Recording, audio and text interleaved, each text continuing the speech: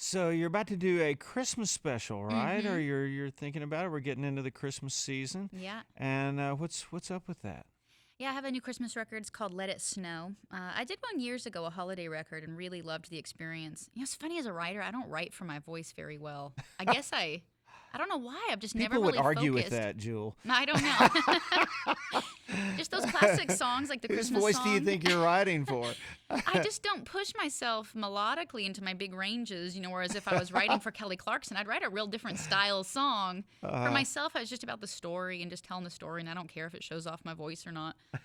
But the Christmas records really let me push myself vocally. These are such classic standard songs, and I really use it as an excuse to just push the envelope. I have Panis Angelicus on there, which is a classical aria, which I was a little bit classically trained in high school, and so it's fun for me to get to kind of do some of those songs because there's no call for that in my day job.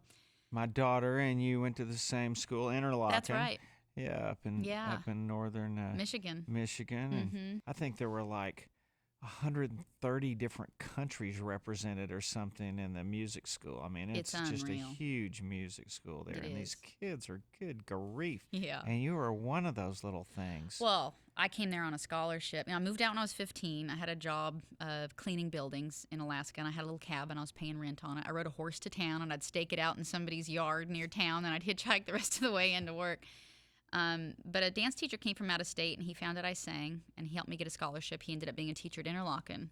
So I was kind of this kid on my own applying to this, thinking I'd never get in, and they accepted me as a partial scholarship. I did a little fundraiser in town. My whole town sent me off. They helped me raise $11,000.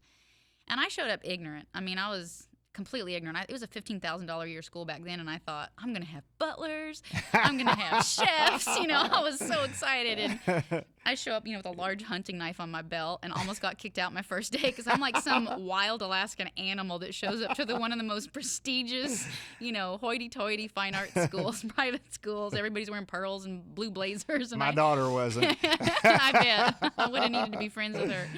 And then you didn't have any money. I didn't have any money for books or food. Like, I didn't even know that you had to have extra money for those things. So I got a little job bar singing there and ended up hitchhiking through Mexico for spring break that year when I was 16 because I thought I couldn't get up to Alaska, and I had another genius idea that I'd hitchhike through Mexico like all parents hope their children do one day. I had my little knife, and that's when I wrote my first song, Whole Save Your Soul, on that trip.